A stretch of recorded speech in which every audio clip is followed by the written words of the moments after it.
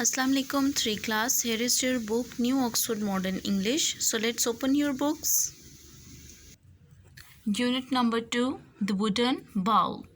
Unit number 2, The Wooden Bowl. Students, in our previous lecture we have completed the whole reading of this unit. Today we are going to start exercises. First of all, we will start its exercise number A, part 1. Students, you will learn words meanings from your notes. Okay, so let's start. Answer the following questions. First one is, where did the family live? Where did the family live? Family कहाँ रहती थी? यानी Kurt, Manfred, Thekla, Walham. Where they live यानी ये कहाँ रहते थे. ठीक है.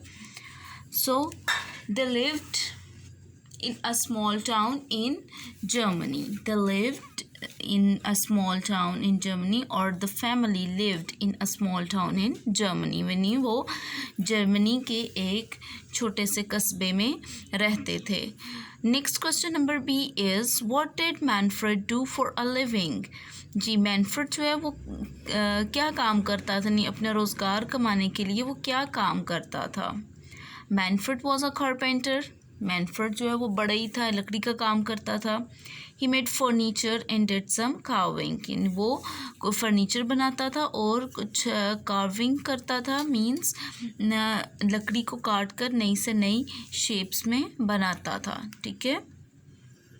Next is, who was Thekla? Who was Thekla? Thekla कौन थी? Thekla was Manfred's wife. थेक्ला was Manfred's wife. Thekla Manfred की वाइफ थी. Next question is, why did Kurt's hands shake? Kurt के हाथ क्यों कांपते थे? यस, मैंने आपको ऑलरेडी बताया that he is getting old by day. Okay, यानी वो दिन ब दिन बूढ़ा होता जा रहा था. That's why Kurt's hands used to shake because he was old. Kurt's hands used to shake because he was old. यानी उसके हाथ इसलिए कांपते थे क्योंकि वो बूढ़ा था. Next is, why was Wilhelm making a wooden bowl? Wilhelm जो मैनफ्रेड और थेक्ला का बेटा था, वो क्यों लकड़ी का प्याला बना रहा था? वुडन बाउल, लकड़ी का प्याला. Wilhelm was making a wooden bowl for his parents. Wilhelm was making a wooden bowl for his parents. यानी वो विल्हम लकड़ी का प्याला अपने वालिदैन के लिए बना रहा था. Okay, is it clear? Come to next part, exercise A, part number 2. Answer the questions about these lines from the story. So students, here is a line from the story. You have to answer this question about it. They looked in his room. उन्होंने उसके कमरे में देखा, but he was not there. लेकिन वो वहाँ नहीं था. Where could that boy be? ये लड़का कहाँ जा सकता है? So this is your reference. ये आपका रेफरेंस है. आपने इसके अकॉर्डिंग जो क्वेश्चंस हैं वो आपने आंसर करने हैं. So first one is, who looked in the room? Who looked in the room? कमरे में किसने देखा? कमरे में किसने देखा? डेफिनेटली लड़के के पेरेंट्स ने देखा. The boy's parents looked in the room. Number B is, who asked the question? किसने सवाल पूछा? यानी किसने कहा कि where could that boy be? यानी वो ये लड़का कहाँ जा सकता है? किसने बोला? Thekla asked the question. Thekla ने ये सवाल किया था. Number C is, whom were they looking for and why? यानी वो किसको और क्यों ढूंढ रहे थे? यानी थेक्ला और मैनफ्रेड जो थे वो किसको ढूंढ रहे थे और क्यों ढूंढ रहे थे? दे वर लुकिंग फॉर विल्हम. वो विल्हम को ढूंढ रहे थे. बिकॉज मील वॉज रेडी, क्योंकि खाना तैयार था. Last one is where was the missing person found, यानी जो बंदा गुम हुआ हुआ है, यानी जो हमने रेफरेंस देखा, लाइन देखा कि उसमें एक लड़का गुम हो चुका है, वो उनको कहाँ से मिला था? He was in a workshop, वो वर्कशॉप में था, he was in a workshop. Okay students, question answers और रेफर टू कॉन्टेक्स्ट यानी exercise A part 1 and exercise A part 2. Part 1 और पार्ट 2 दोनों के आंसर्स आप नोट से ज़रूर एक दफ़ा लर्न कर लीजिएगा. Okay, now come to next page number 18. Question B, working with words. On page number 18, we are going to start question number B, working with words. Part 1, match the column, match the following. So students, here is a column. You have to match it. Students, ये column है और आपने इसको match करना है, और ये सारे स्टेटमेंट्स जो हैं आपने जो यूनिट रीड आउट कर ली है द वुडन बाउल, वहीं उसी में से हैं, ये आपने खुद से मैच करना है. Okay, next part number 2 is find words in the story for the following, यानी हमें यहाँ पर कुछ क्लूज़ दिए गए, हमने आइडेंटिफाई करना है कि इन क्लूज़ का आंसर क्या हो सकता है. Okay, first one is a person who makes things out of would, यानी ऐसा इंसान जो लकड़ी से चीज़ें बनाता है उसे हम क्या कहते हैं? Definitely carpenter, CARPENTER, carpenter. Number B, to cut wood और स्टोन इंटू शेप्स, यानी लकड़ी को काट कर या पत्थर को काट के नई चीज़ बनाना, नई शेप्स देना, उसको उस काम को क्या कहते हैं? कार्व, CARVE, कार्व और कार्विंग. ठीक है, बोथ आर करेक्ट, कार्व और carving. Number C, the father of one's mother और फादर, यानी आप देखें जो मैनफर्ड था, ठीक है, मैनफर्ड के फादर कर्ट. ठीक है, अब ये कर्ट जो है विल्हम के क्या लगे? ग्रैंडफादर. ठीक है, दादाजी, grandfather. Number D, a room where someone does a job like carpentry, यानी ऐसा कमरा, ऐसी जगह जहाँ कोई अपना काम करता है, लकड़ी का काम करने के लिए जो एक जगह होती है उसको क्या कहते हैं? Workshop, workshop.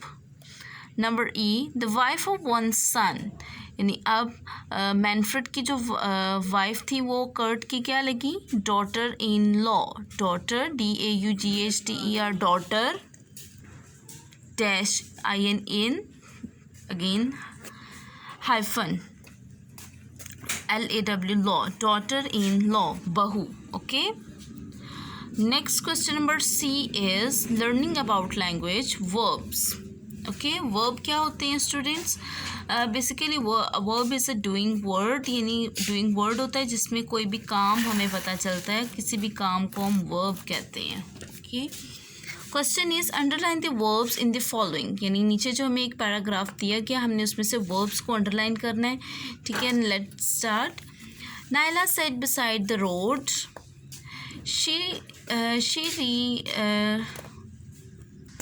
She read her book and waited for the bus. A boy came past on his bicycle. The wheel of the bicycle hit a stone. The bike fell over. The boy went flying through the air and landed in front of Naila. Catch a bus next time, said Naila. The boy smiled and rubbed his knees. So in this paragraph, sat mean बैठी हुई थी. It's a verb, sat. read, पढ़ना, पढ़ा. waited, इंतज़ार किया. came, आया. hit,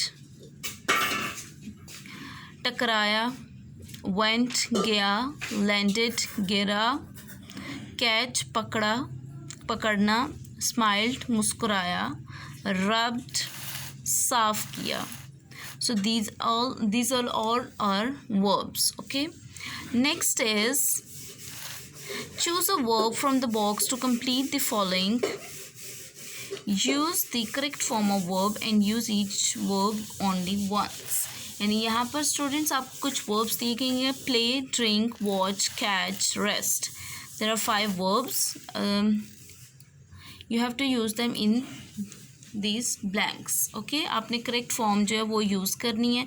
ज़रूरी नहीं है कि यही वर्ब जो एज इट इज़ यहाँ पर आ जाए. नो, टेंस के अकॉर्डिंग हमने साथ हेल्पिंग वर्ब भी यूज़ करना है. Okay, First one is they dash for an hour every afternoon. So they rest. They rest for an hour every afternoon. नहीं वो 1 घंटे के लिए रोज़ाना दिन को आराम करते हैं. Next is Jason and Mary dash with their friends in the garden now. So Jason and Mary. तो हम यहाँ पर क्या करेंगे? Jason and Mary are playing. Jason and Mary are playing. Are helping verb और प्ले यहाँ से लिया और करेक्ट फॉर्म इसको किया ing लगाया बिकॉज सेंटेंस है प्रेजेंट कंटिन्यूस का. Okay. Jason and Mary are playing with their friends in the garden. Jason और मैरी अपने दोस्तों के साथ अभी बाग में खेल रहे हैं. Number C is Sara dash a whole glass of milk before going to bed last night. Sara ने कल रात को सोने से पहले 1 गिलास दूध पिया मीन ये मतलब ये पास्ट इंडेफिनिट का टेंस है. So will use it second form. Drink की सेकेंड फॉर्म ड्रिंक. ओके. सारा ड्रिंक.